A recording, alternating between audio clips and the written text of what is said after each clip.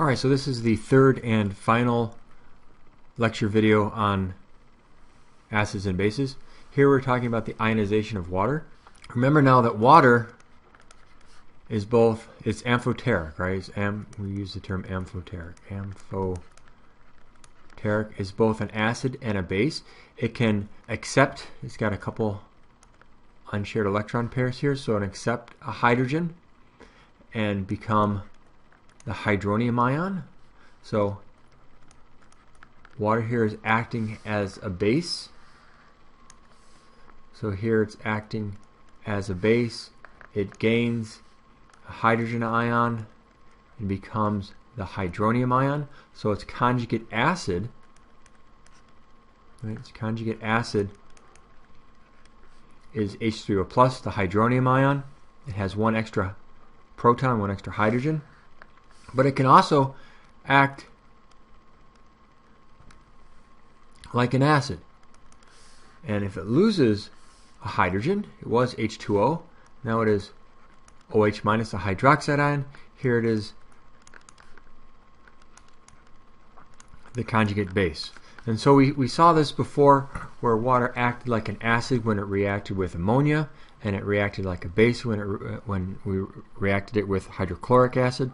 But it turns out that water can interact with itself as well, and we call this the ionization of water, or also we'll refer to it as the auto ionization of water. So here we see water acting as an acid and a base with itself, right? So again, this is the auto ionization of water. One molecule of water is going to act here. This guy is acting as a base. It's accepting a hydrogen here. So this guy is, I don't know why they colored it red, but this guy is acting as the base. This guy here, H2O, is acting as the acid. And what do acids do? They donate protons, right? A proton donor. Here the base, H2O, is accepting a proton. This guy here becomes the hydronium ion, H3O plus, and then this acid, after having lost its proton, becomes the conjugate base. So this happens all the time in water, although I mentioned before water is a weak acid or weak base. So yes, it happens all the time, but the concentrations are quite low. So in this reaction, the way I'm gonna write it up here again. So we have one water molecule and a second water molecule. And the first water molecule here is going to donate a proton to this guy. So this H2O is the base. It's accepting the water molecule. And the H2O becomes H3O plus, right, the hydronium ion. This guy here, this H2O, lost a water molecule, so now it is the hydroxide ion. So that is the Bronsted-Lowry way of looking at things. And what they're telling you here is, because it's a one-to-one stoichiometry, every time this guy donates a hydrogen, right, to make a hydroxide ion, this guy accepts that hydrogen to make the hydronium, and so by naturally these two concentrations have to be equal. So the concentration of, and this is in pure water only, right? In pure water, the concentration of the hydronium ion is equal to the concentration of the hydroxide ion, and those two concentrations, right, they happen to be equal, are 1 times 10 to the negative 7th molar, or if you wish, simply 10 to the negative 7th molar. So again, very low concentrations. What is that? That's 0.1234566 1 2 3 4 5 6 1 more 0 7 molar. Right, so they're very low concentrations, but the important thing to remember here is in pure water these two are the same. Pure water does contain hydronium ions, it does contain hydroxide ions, but those two concentrations are the same. Now, another way of thinking about this is we'll just have one water molecule, and again, these concentrations are very low, so I'm going to write the equilibrium with a longer arrow going towards pure water. By the way, pure water is 55 molar. But we can ionize this in an Arrhenius sense to get a hydrogen ion and a hydroxide ion. And these two concentrations, again, they're equal, so they're each 10 to the negative 7th molar. So it's if you wish, you could think of it in an Arrhenius sense here and just break this off. But it turns out that the hydrogen ion, when it's in solution, right, hydrogen ion isn't going to be a plain old hydrogen ion like this. It'll be glommed onto another water molecule, and you get the hydronium. So we talked about acids and bases. Acids and bases, these are compounds, and we had a couple different definitions for them: the Arrhenius definition, the Bronsted-Lowry definition. These are compounds. Sometimes this is confusing. We also have an adjective term here, an acidic solution or a basic solution. This is an adjective that modifies or tells you something about what kind of solution it is. Okay? That is not the same as an acid or a base. Right? An acidic solution may have an acid in it, but that's different from the physical acid. Or an acid would be like HCl, okay, or sulfuric acid, for example. Now, sulfuric acid is a liquid. You can have it in pure form. It's not a solution, but if you dissolve that sulfuric acid into water, now you have an acidic solution.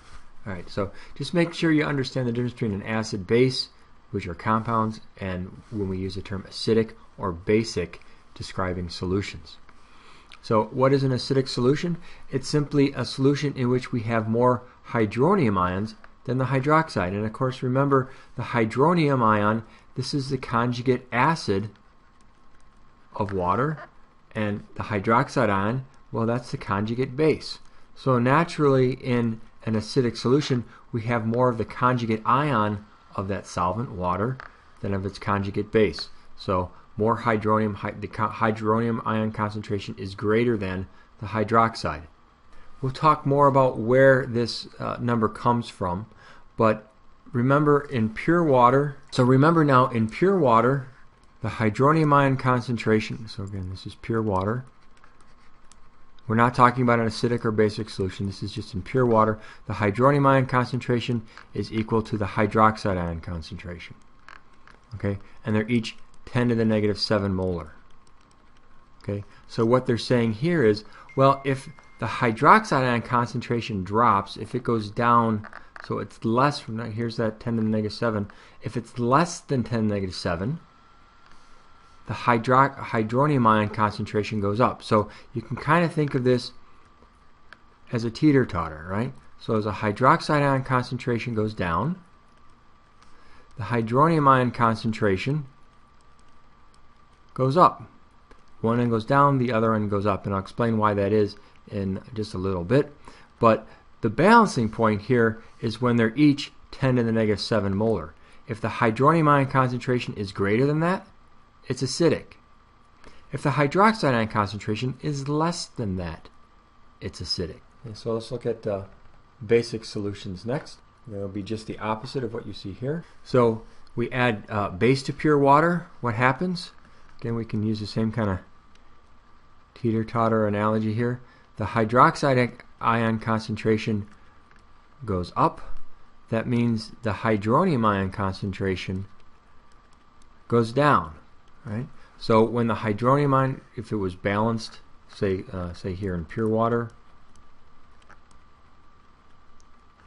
right, they would be balanced, they would be the same.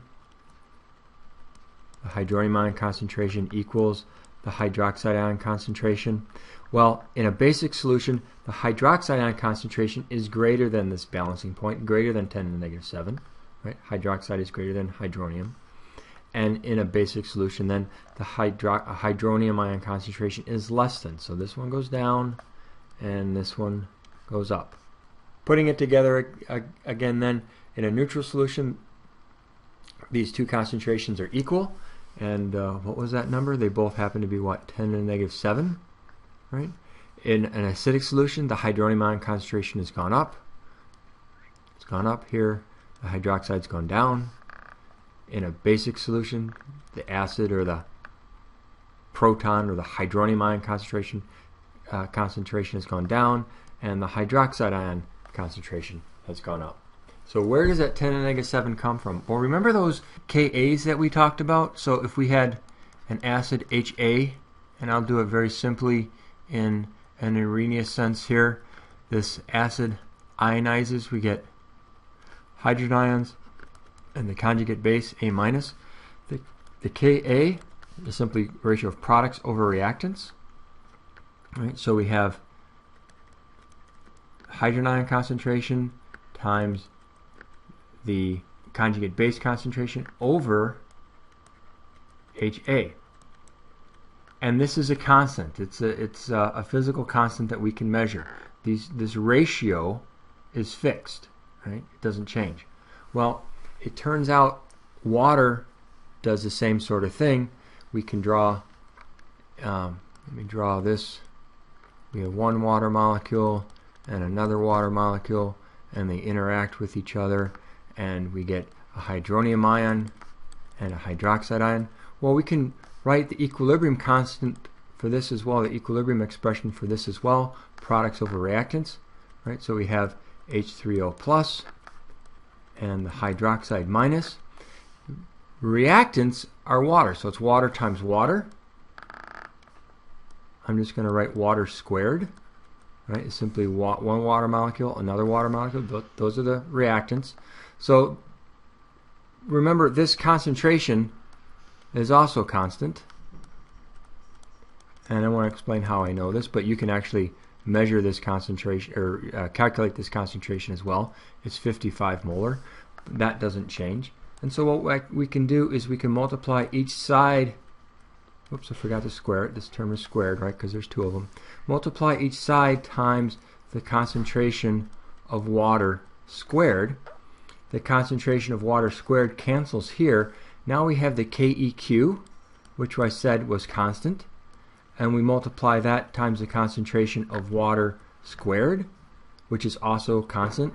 If you multiply two numbers together that are constant, you get a third constant, that we will now call the KW, or the ion dissociation constant for water. And what is that equal to? Well, that's what you see here.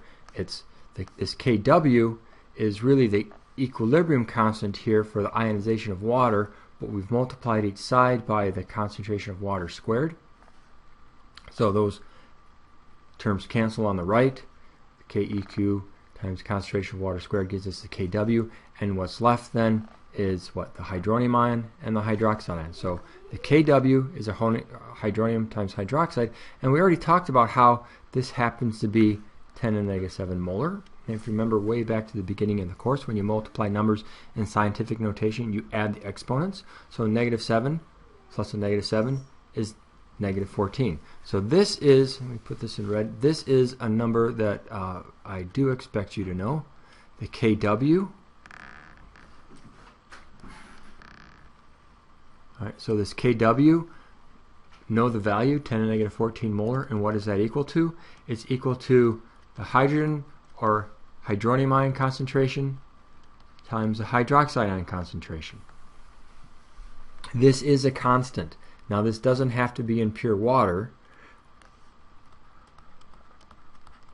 Right here is constant in any, I'll just say water solution, any water solution, whether it's pure water or not. That KW is 10 to the negative 14 molar.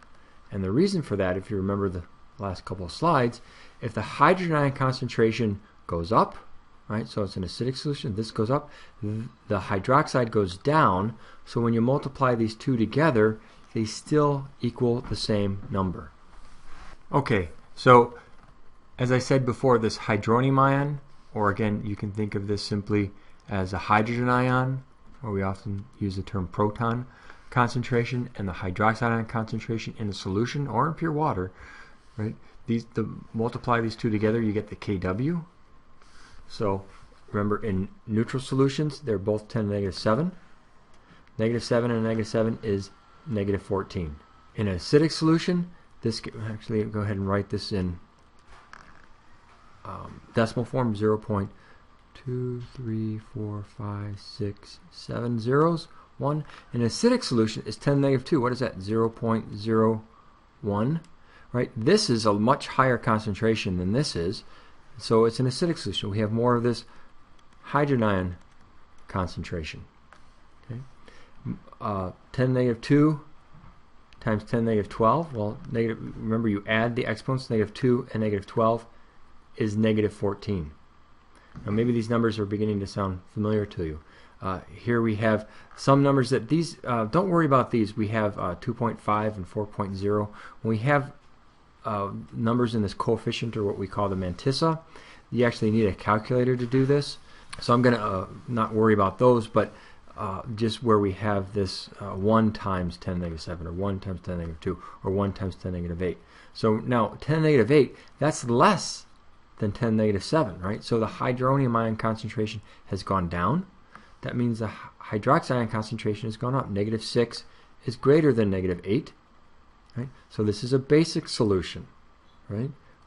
This hydroxide ion concentration, you can think of that as the base. So negative 6 is bigger than negative 8. So more hydroxide than hydrogen. This is a basic solution. But look at the numbers. Negative 8 and negative 6 is what? Negative 14. And again, don't have to worry about these guys. So where you see this come in handy is with the pH scale. So let me just briefly talking about pH. So pH is defined as the negative log of the hydrogen ion concentration. Okay, this negative log, and you can use a calculator if you want, but if you don't want to worry about the math too much, just think of the negative log as the negative exponent. It's the negative exponent of the hydrogen ion concentration. So I'm going to put over here pH.